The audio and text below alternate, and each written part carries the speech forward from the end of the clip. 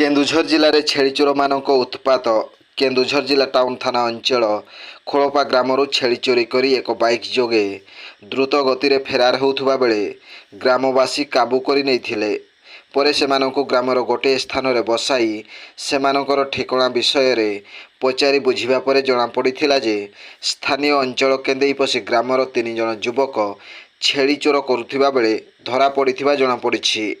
ଛେଳି ଚୋରମାନଙ୍କ ମଧ୍ୟରେ କେନ୍ଦେଇପଶି ଗ୍ରାମର ତ୍ରିଲୋଚନ ବେହେରା ଓରଫ ମୁନା ପିତା ଠିସିରି ବେହେରା, ଲକ୍ଷ୍ମଣ ନାୟକ ପିତା ଦୀନବନ୍ଧୁ ନାୟକ ଓ ଦୀପକ ନାୟକ ପିତା ତ୍ରିଲୋଚନ ନାୟକ ଏହି 3 ଜଣ ସାଙ୍ଗ ହୋଇ ଯୋଜନାବଦ୍ଧ ଭାବେ କେନ୍ଦୁଝର ଟାଉନ ଥାନା ଅଞ୍ଚଳ ଖୋଳପା ଗ୍ରାମରୁ ଛେଳି ଚୋରି କରି ଏକ ବାଇକ୍ରେ ଫେରାର ହେଉଥିବା ବେଳେ ଗ୍ରାମବାସୀ କାବୁ କରି ନେଇଥିଲେ।